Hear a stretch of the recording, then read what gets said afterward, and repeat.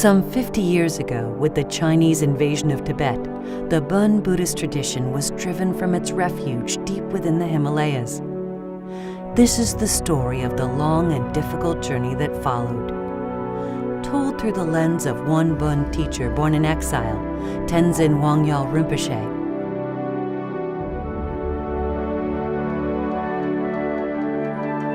This story reveals something very precious and very old.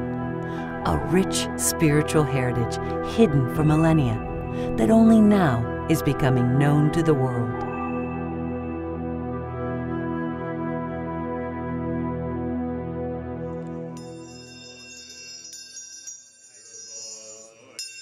Amid great hardship and exile, the elders transmitted the light of wisdom to the younger ones, and the younger generation in turn is revealing the light to the world. Together, they are helping the light to survive, and they are returning it back to its source.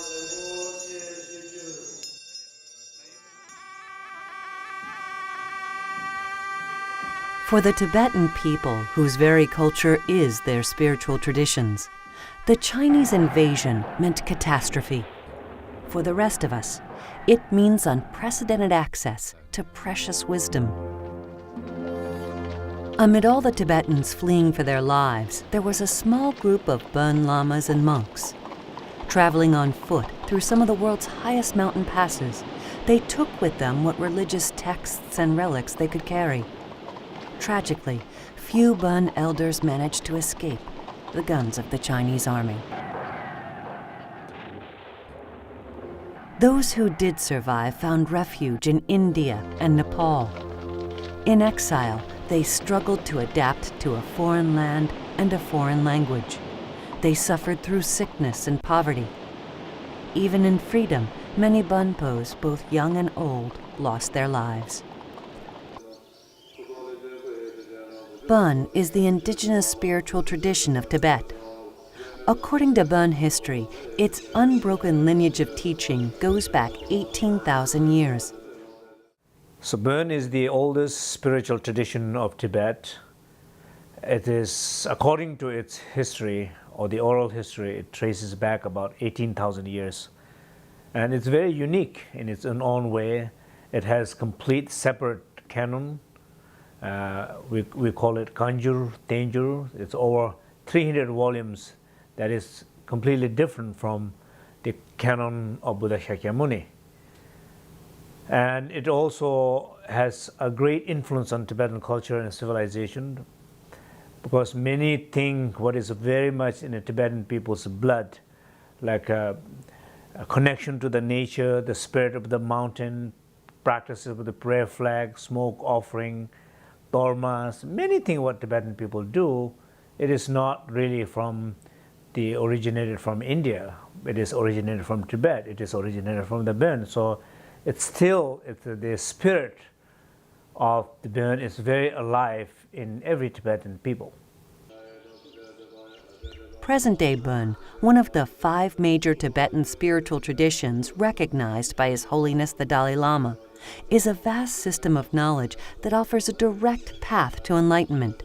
It includes the spiritual precepts of Sutra, Tantra, and the highest teachings of Dzogchen. These extraordinary teachings guide us to overcome suffering through developing love, compassion, joy, and equanimity, and learning to connect with our own true nature.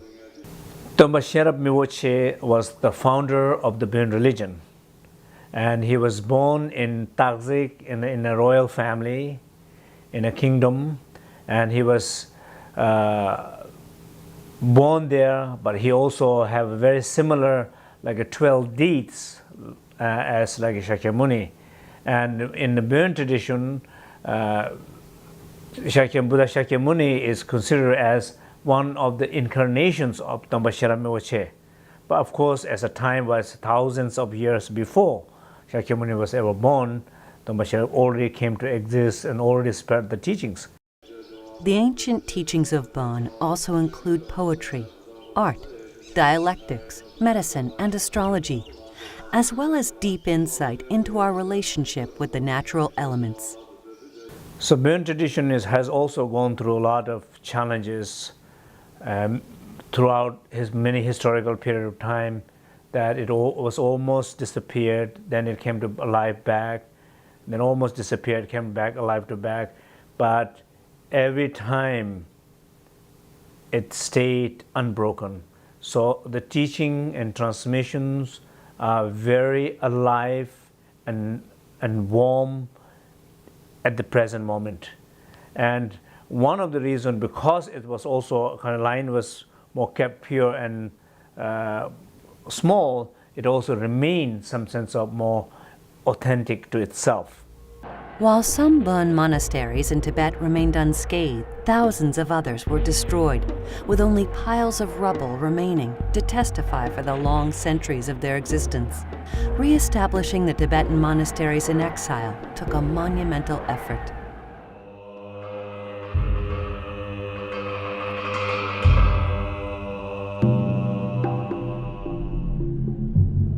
The great Bon master Lopan Sanjay Tenzin Rinpoche was born in 1911 into a family lineage held in very high esteem within the Bon tradition. He lived a very simple life, much of it in solitude.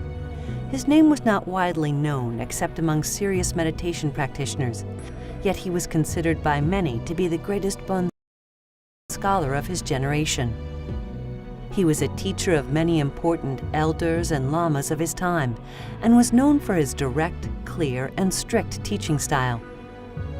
He encouraged to create the dialectic school, a place where monks could study intensively toward achieving a geshe degree, which is the equivalent of a PhD in philosophy and metaphysical studies from a Western university.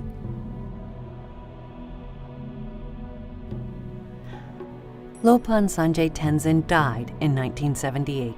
He gave this strong advice: preserve not only the inner knowledge of Bon, but also everything related to external knowledge and culture: astrology, medicine, art, poetry, ritual, to serve future generations as a bridge to the wisdom teachings of Bon.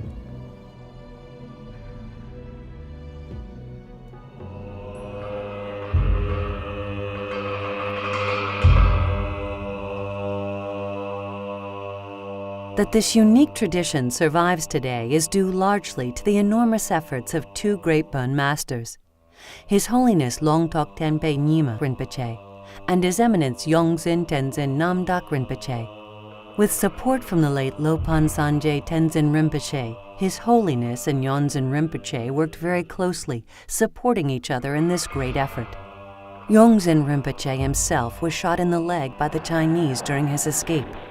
Believing him dead, the soldiers left him lying in the dirt.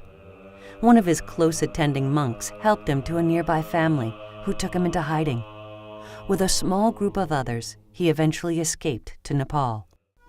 His Eminence Yongzin Tenzin Namdak Rinpoche is the senior-most teacher of the Bon tradition and is considered the world's foremost expert on Bon.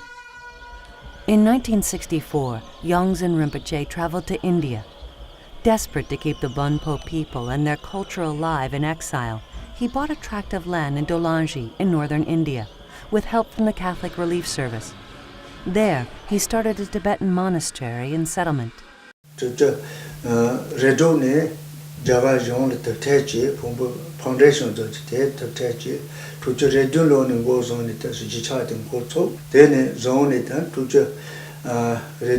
gozoni dunchu tunduni marini patala ta de jicha don da de yare maritas me mondo mdonjipcho me jibjache tromba gupcho gonin jamusre do ta de amase jicha zo de pombi jicha zo de chong. In 1987, Yongzin Rinpoche founded a second monastery in Kathmandu, Nepal. Tritanur Butse today is one of the most important Bon monasteries outside Tibet, providing a broad spectrum of Bon teachings to 170 resident monks. Yongzin Rinpoche regularly teaches retreats in France. In 2005, he established Shenten Jarje Ling, a center near Saumur in the Loire Valley, for the preservation, research, teaching, and practice of Bon. Everybody who has been with him, he has always this same feeling of being as not only a teacher and a lama, but also as a very great, I would say, like parents or father, very, very loving, good father. His Holiness Longtok Tempe Nyima Rinpoche was born in 1927 in the far eastern province of Amdo, Tibet. He worked tirelessly as a scholar of Bonpo texts. Upon the sudden death of the previous abbot of the Menri Monastery in exile, Yongzin Rinpoche and the monastery elders determined it was time to appoint a new leader. Menri abbots are selected by engaging in many long days of prayers and rituals, during which all the deities and guardians of Bön are beseeched to give guidance in choosing the right candidate. In Norway on March 15, 1968, His Holiness received a telegram from India stating that he had been chosen as the 33rd Menri Treason.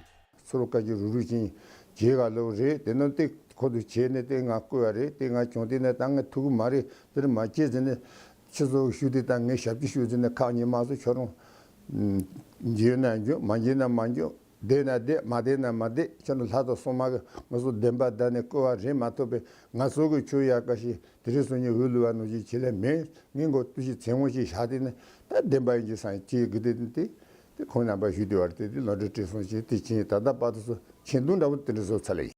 Subsequently, His Holiness worked at the new Menri Monastery in Dolangi, and later a school that awards Geshe degrees with certification recognized by the 14th Dalai Lama.